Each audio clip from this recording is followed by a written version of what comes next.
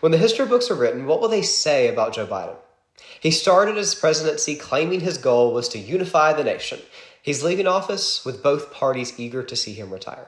He failed to keep the U.S. out of international wars. The one conflict he pulled us out of, he botched and has the blood of 13 service members on his hands. He grew the national debt to a number with more zeros than the checks his family cashed in from international business deals. He fell up and down stairs often, but not as often as gas prices hit record highs. He offered no plans to repair our economy, and when recession was predicted, he headed to beach with Jill and Hunter. And finally, if you count the number of gaffes he had in front of cameras, it's high, but not as high as the number of illegals that snuck across his wide open border.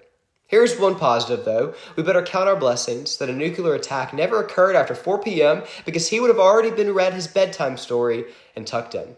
No, the Biden legacy isn't one of accomplishments for the American people. Instead of being a president for the American people, he constantly seemed to be one after the American people. Attempted vaccine mandates, social media censorship, and 87,000 IRS agents are just a few of Biden's accomplishments that went after citizens. And don't forget, the same guy who spent 4 years calling his chief opponent a dictator and comparing him to Hitler grossly overused the powers of the presidency and turned the federal government into a political weaponization agency to go after his predecessor.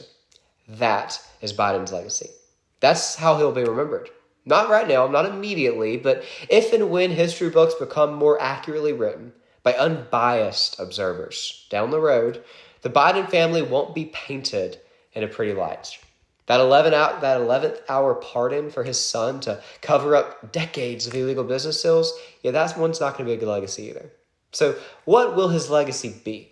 What did he do to help America? Remember his frequent stump speech phrase that he would fight to heal the soul of America? Under Joe Biden's America, our soul is more divided and dim than ever before. Certainly not healed. No, the Biden Presidential Library won't mention any of his many gaffes, disasters, international conflicts, or even illegal crimes in its exhibits. And if MSNBC writes the next AP Gov textbook, he'll be described as the Pope of the West. But I have faith that one day we look back on this dark 4-year period and see it as a blip before our greatest American comeback yet.